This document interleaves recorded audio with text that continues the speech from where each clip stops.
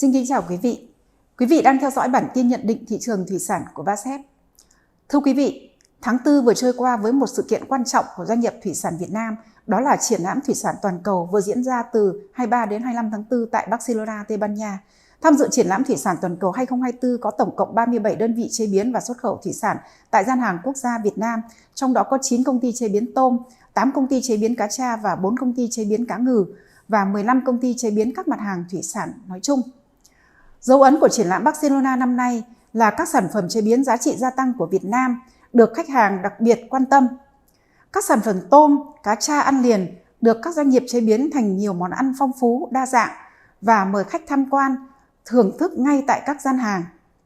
Các sản phẩm chế biến hết sức phong phú, phối trộn với nhiều nguyên liệu được khách tham gia thích thú và đánh giá cao sau khi được nếm thử. Biến động thị trường những năm gần đây cho thấy lựa chọn chiến lược kinh doanh hàng chế biến giá trị gia tăng sẽ là phù hợp hơn cho doanh nghiệp thủy sản Việt Nam.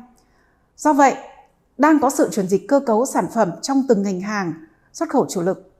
Ví dụ, trong xuất khẩu sản phẩm cá tra quý 1 năm nay, trong khi xuất khẩu cá tra phi lê đông lạnh giảm 5%, thì xuất khẩu sản phẩm cá tra chế biến giá trị gia tăng 16% và xuất khẩu cá tra khô tăng gần 9%. Đáng lưu ý là hai dòng sản phẩm phụ là bong bóng cá tra và snack da cá tra lại ghi nhận được mức tăng khả quan. Trong đó xuất khẩu bong bóng cá tra đạt 19,4 triệu đô la, tăng 17%, với thị trường tiêu thụ chính là Trung Quốc chiếm 79%. Tương tự như vậy, sản phẩm tôm xuất khẩu quý 1 năm nay cũng tập trung tăng trưởng vào dòng sản phẩm tôm bỏ đầu chừa đuôi, PTO, PDTO. Đối với cá ngừ, dòng sản phẩm đóng hộp có mức tăng trưởng mạnh nhất, tăng 48% so với cùng kỳ. Tại các thị trường như là Mỹ, EU, Nhật Bản, sản phẩm giá trị gia tăng là lợi thế của Việt Nam. Ngược lại, với thị trường Trung Quốc thì thủy sản sống có tiềm năng hơn. Quý 1 năm nay, Trung Quốc đang tăng nhu cầu đối với lại tôm hùm, cua sống từ Việt Nam, cá chẽm, cá mắt kiếng, mực nang, mực ống đông lạnh của Việt Nam. Sự quan tâm sâu sắc của người tiêu dùng Trung Quốc đối với lại hải sản sống nhập khẩu mang lại cơ hội sinh lợi cho các nhà xuất khẩu. Các món ngon như là tôm hùm, cua hoàng đế, cua xanh đang có nhu cầu cao, đặc biệt là dành cho những sự kiện như là tiệc chiêu đãi, đám cưới, v.v. Nhìn chung, Mỹ và Trung Quốc là hai thị trường quyết định sự tăng trưởng của thủy sản Việt Nam trong 2 năm gần đây. Đặc biệt là trong quý 1 năm 2024, xuất khẩu thủy sản Việt Nam sang Trung Quốc và Mỹ đều tăng khả quan nhờ nhu cầu tăng cho dịp Tết Nguyên đán.